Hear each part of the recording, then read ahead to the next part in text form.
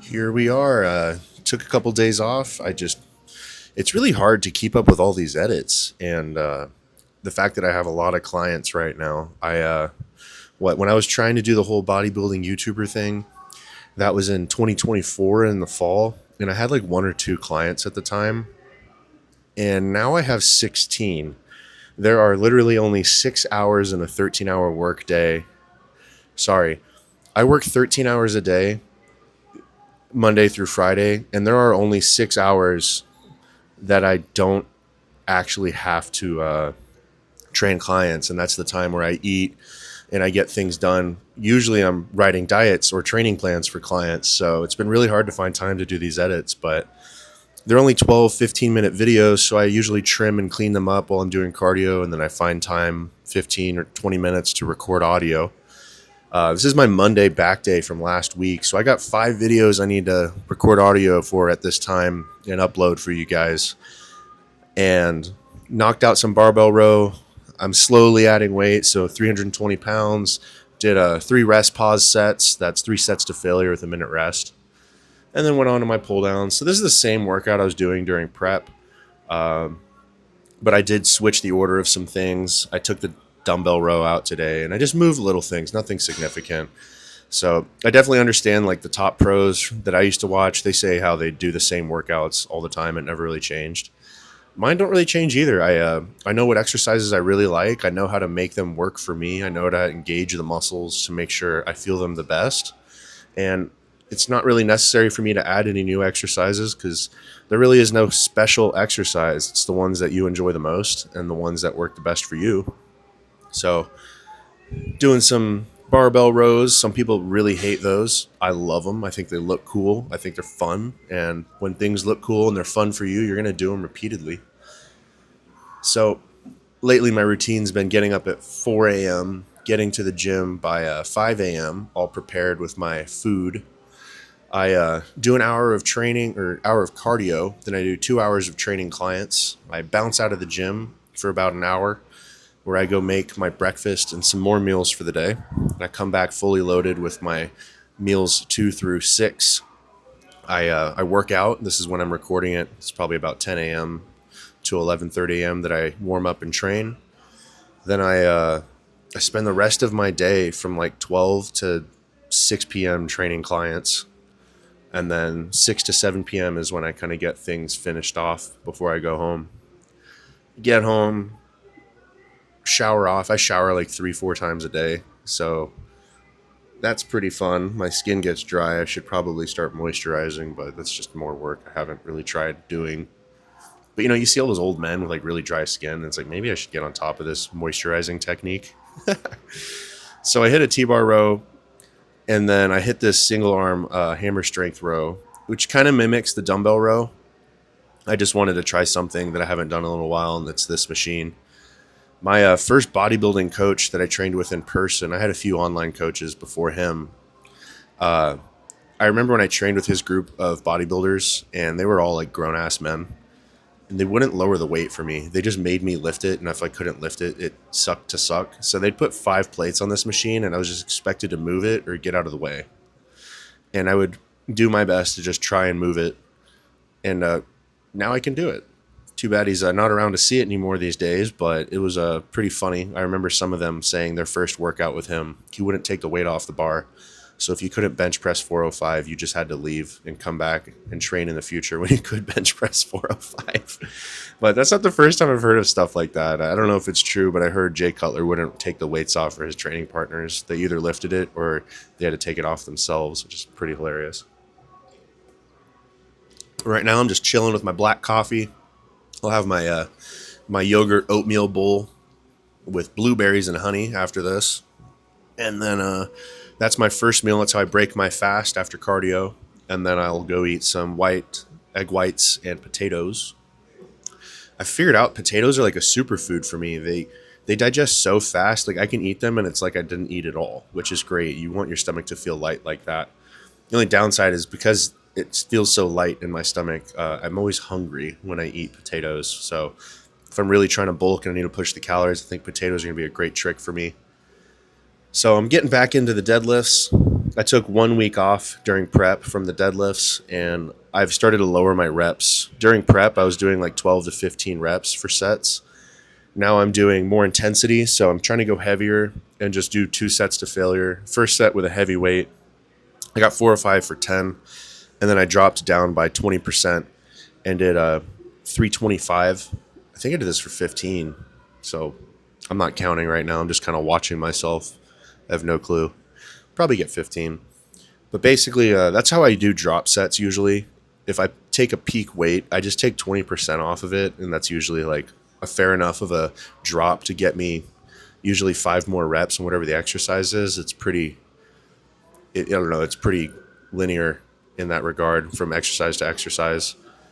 So yeah, that's lately just been the training. I've been spending my weekends hanging out with the fam bam and making them food. I've been really getting good at smoking meats. I tried my first brisket this last weekend, and it was a fail. I did a thing I call a mini brisket. It's just a top sirloin with a fat cap on it, and that cooked, smoked in like 5 hours. Tasted just like a brisket. It looked like a brisket. Just didn't have the same exact texture. The muscle fibers in the brisket are like really, really thick, whereas the sirloin cap, the muscle fibers are really thin, but there's a ton of muscle fibers, which kind of makes sense. So the brisket is like the peck of the cow, and it bears a lot of load. And because it works so much, those muscle fibers are really enlarged. Whereas in the glute, which is where I believe the sirloin cap comes from, I'm no butcher. I'm pretty sure the sirloin comes from the low back type area. The muscle doesn't do a ton, and that's why it's tender, and it has less collagen structure to it.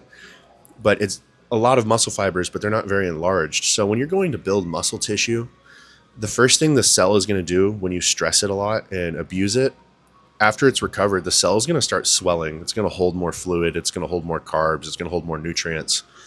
And the cells get bigger. And that's why if you see someone start training for like 3 to 6 months and they just fall off, they shrink. It's like they never worked out before.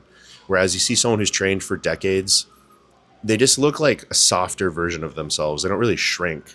That's why Ronnie Coleman could take so much time off. The guy had been training up to like 20 years before he even got to the Olympia stage, training with powerlifting and general weightlifting.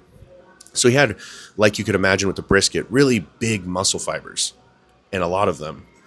So after your cells have swelled a lot and frequently, you have to really convince your body to do this next step.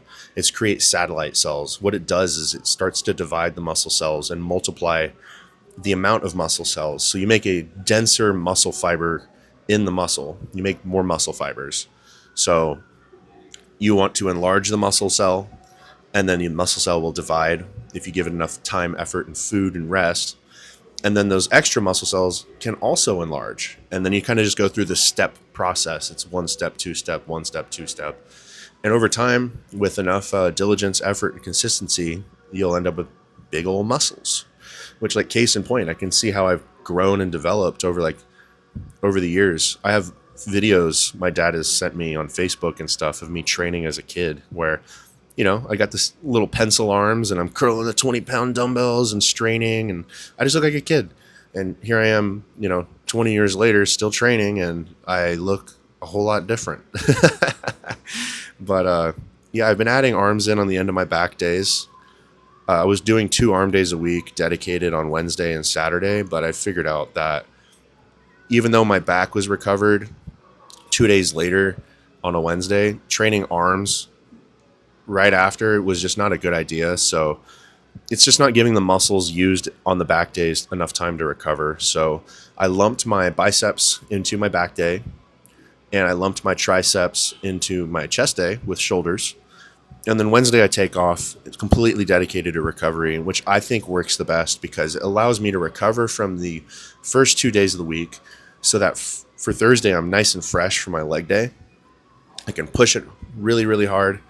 And honestly, like, chest and shoulder days just aren't as demanding. The muscle groups are really small. Even though you lift weight, it's, a 225 overhead press pales in comparison to a 400-pound deadlift or a 400-pound squat. There's just so much more taxing. So, ooh, little front double bicep. Look at that. I am trying to make my front double look a little more classic to hide some asymmetries that I have. So you might be seeing me do that on the stage this season. Hopefully I get some good video. I didn't get any video for my first show that was of any good quality because I didn't want to pay for it. It was so expensive, and it was already like almost $2,000 for me just to get to that competition and be present. I mean, shout out to my sponsors for getting me there. I really appreciate them all. That'd be Synergy Commercial Construction, Chansley Custom Homes, uh, Capital Venture Group, which is a friend of mine who owns the company, and all the other kind people that donated to my GoFundMe. You guys are the reason why I was able to compete this year. It's so expensive, and where I am as a business owner and developing my training, I just don't have the expendable income to take my hobby that I love so much to a competitive level. And if it wasn't for you guys, I wouldn't be able to get on stage and do what I love. But I don't like asking for handouts. I feel like a parasite doing it. So I managed to really put in some effort with my training, and I'm working on getting more clients. I already added 14 in the last couple of months. So I'm going to see if I can add more to my list without taking away from my quality of service. And I should have the expendable income to compete quite often in this upcoming year. I still have 2 competitions, possibly 3 this season. I want to do one like every 8 weeks if I can. Hit a good off season in 2026 for the first probably 6 months of the year. I get fat easy, so I don't want to stay in the off-season mode too long, and then boom, get back on stage. I like the way I look when I'm shredded, so it's fun to stay shredded year-round. And you guys don't usually see me do these, but I do actually do ab exercises 2 to 3 times a week, Monday, Thursday, and Saturdays. So I'm just doing some Russian twists. It doesn't look like much, but what I'm really focusing on here is contracting my lower abs, as they're my least developed section of my abdominals. And yeah, just focusing on those little details and trying to get better every day. You guys have a good day. I hope you enjoyed the video, and thanks for supporting the channel.